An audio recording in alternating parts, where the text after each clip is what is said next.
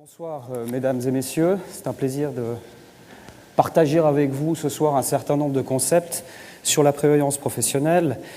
Dans le cadre de la Banque Cantonale du Valais, nous avons un département que je dirige qui s'intitule Département institutionnel et conseil patrimonial. Le département institutionnel s'occupe de gestion institutionnelle pour les caisses de pension, juste pour recadrer l'activité, pour des grandes caisses de pension, pour des plus petites caisses de pension.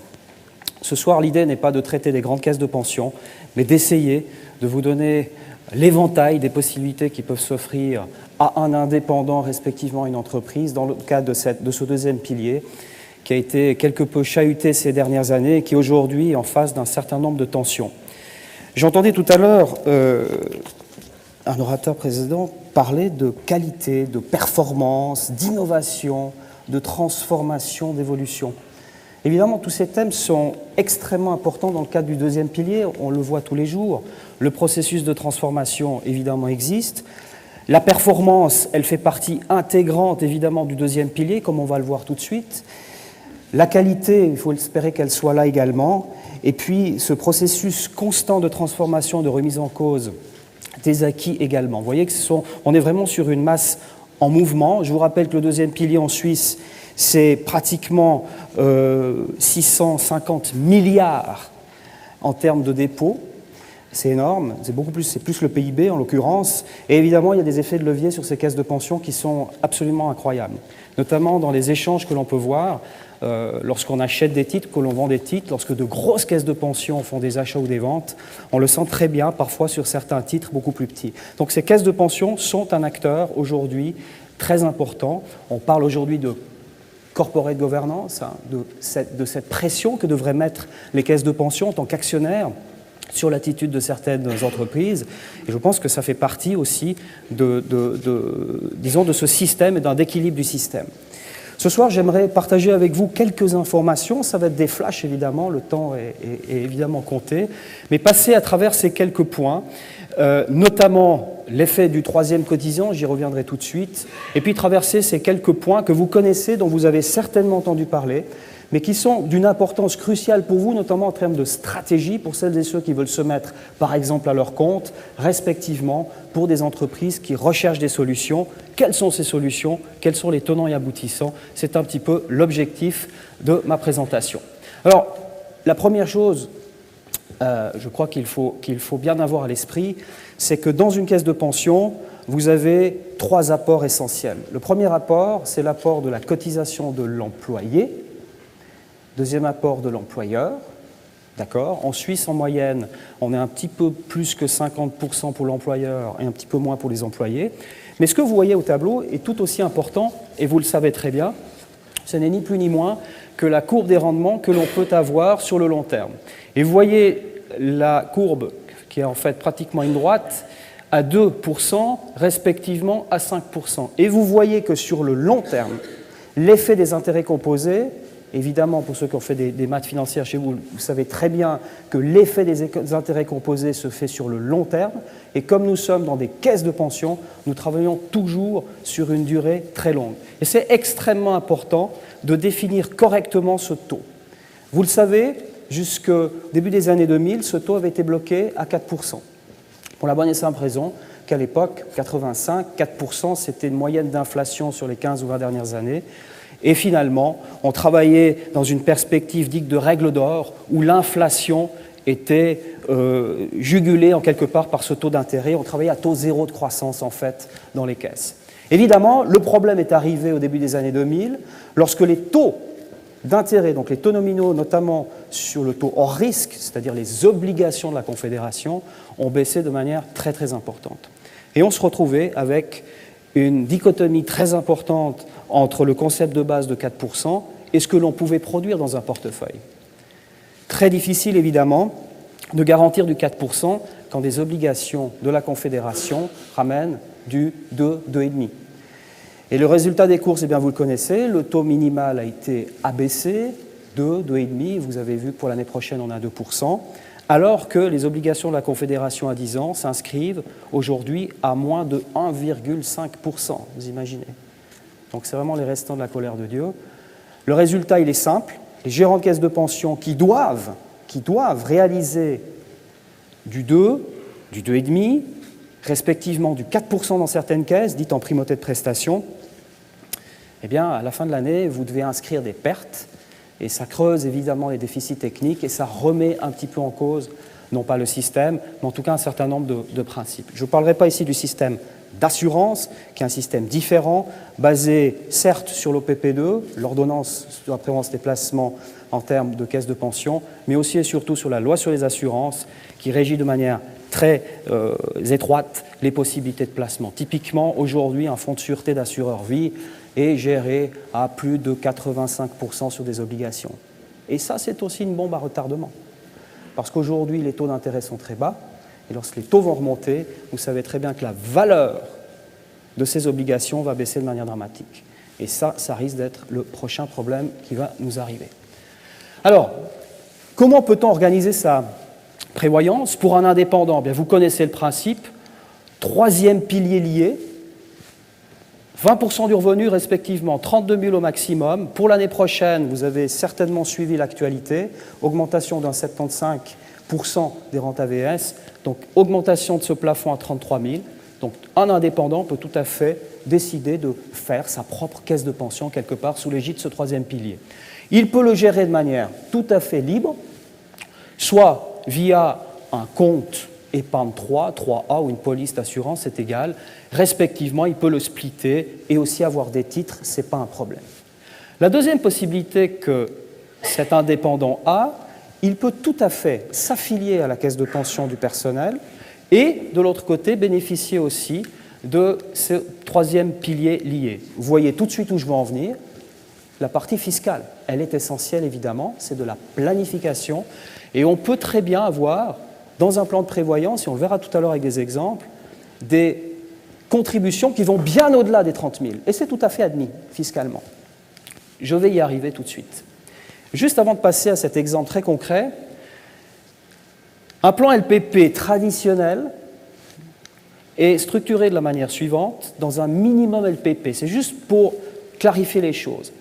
Seule cette partie rouge du salaire est assurée. Et pour toute personne qui gagnerait plus de 82 000 francs, eh bien, déjà, il y a ce problème de déduction de coordination pour coordonner avec l'AVS. Vous voyez que tout le salaire n'est pas assuré. C'est clair que dès qu'on dépasse ces montants-là, si vous êtes dans un plan minimum LPP, ce sont des plans qui sont extrêmement faibles. Donc, constatez ou regardez sur votre certificat de prévoyance quelles sont les prestations et vous verrez directement où vous vous situez à ce niveau-là. Après, on peut jongler avec ça. On peut le mettre à 0 ici, on peut jongler avec le plan, comme on va le voir tout à l'heure. Une caisse de pension, très rapidement, en filigrane, se construit de la manière suivante. On divise une carrière en 4 grands pots. On participe ensuite au processus de capitalisation. On va mettre 7% du salaire assuré, 10%, 15%, etc. de ce salaire assuré. Et puis, on a un capital, on transforme avec un taux de conversion et on a des rentes. Vous connaissez certainement ce principe. Aujourd'hui, un certain nombre de questions se posent. Évidemment, je ne reviendrai pas sur le taux de conversion. On a voté là-dessus au mois de mars, refusé. Donc je pense que tout le monde est au courant de ce qu'est ce fameux taux de conversion.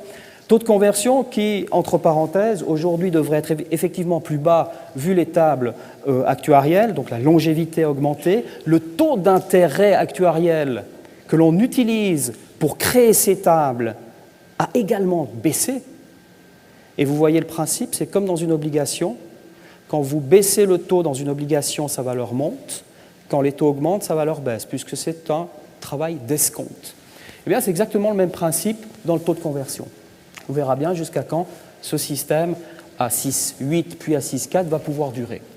Mais la première question à vous poser, et même quand vous rentrez ce soir chez vous, pour celles et ceux qui sont assurés dans une caisse, c'est quel est mon plan d'épargne si je suis dans une caisse à primauté de cotisation, c'est-à-dire là où on définit les bonifications de vieillesse. Puis la deuxième question à se poser sur le long terme, est-ce que j'ai une évolution salariale ou est-ce que je n'en ai pas? Est-ce qu'on jugule l'inflation ou pas? Deuxième question. Troisième question, évidemment très importante, quel est le taux d'intérêt que je vais donner sur cette courbe? Vous l'avez vu tout à l'heure, si j'ai 0%, si j'ai 1%, 2%, 3%, 4%, tout change. Raison pour laquelle, si vous faites des bilans patrimoniaux, si vous êtes trop loin de la retraite, très souvent, ces bilans vont complètement changer.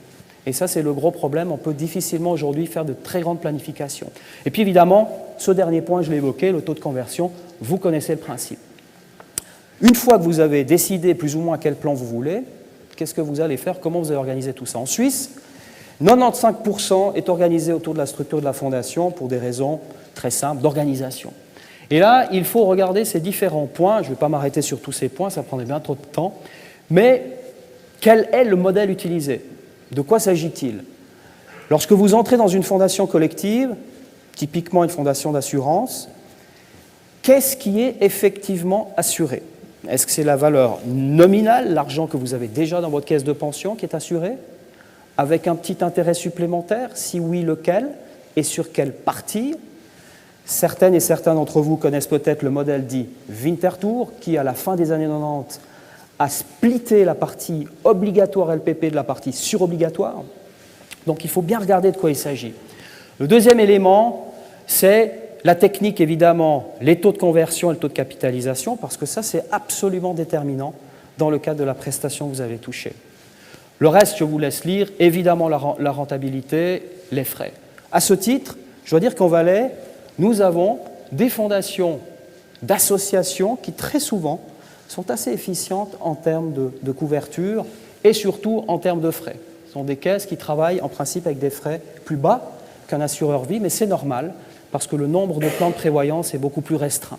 Donc ça, c'est tout à fait logique. Alors, évidemment, pour choisir un plan de prévoyance, ce n'est pas très simple, mais il y a un certain nombre de critères que le législateur a mis en place. Et l'un des critères sur lesquels je vais m'arrêter, je ne vais pas m'arrêter sur tous ces critères bien sûr, mais c'est sur ce principe d'adéquation qui permettra à l'employeur et à l'employé de bénéficier d'une déduction fiscale complète. Il faut faire très attention quand on fait un plan de pension, on ne peut pas faire n'importe quoi.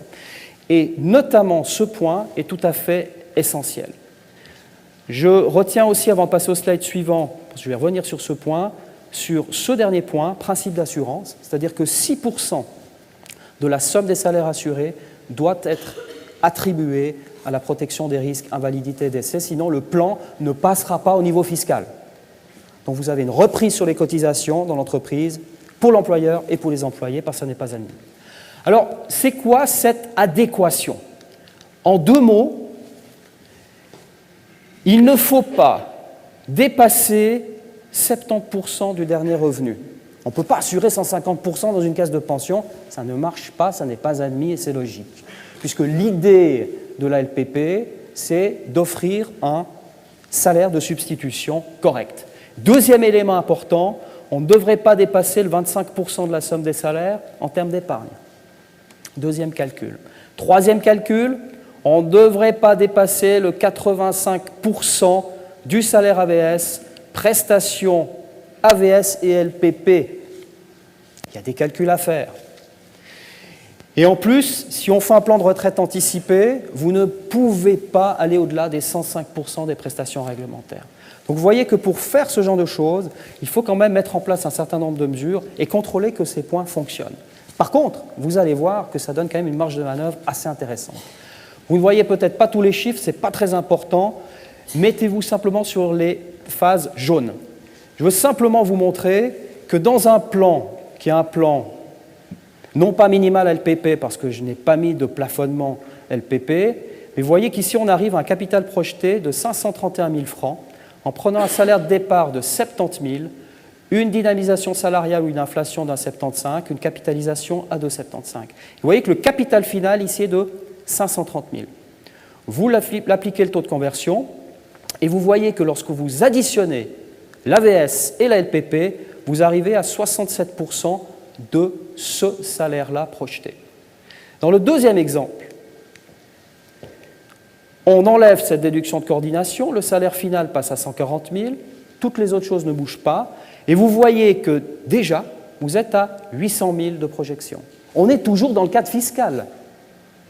Et ce que je veux enfin arriver à dire, c'est que vous pouvez mettre en place un plan de prévoyance extrêmement musclé, qui est tout à fait fiscalement admis, et vous voyez que la partie de capital est pratiquement 3 fois plus élevé et on est toujours dans les règles. Donc on a de la place. Évidemment, la clé de voûte de tout cela, évidemment, c'est pouvoir se payer ce type de plan. Ça, c'est une évidence. Mais d'un point de vue fiscal, vous voyez que vous avez une marge de manœuvre qui est extrêmement intéressante.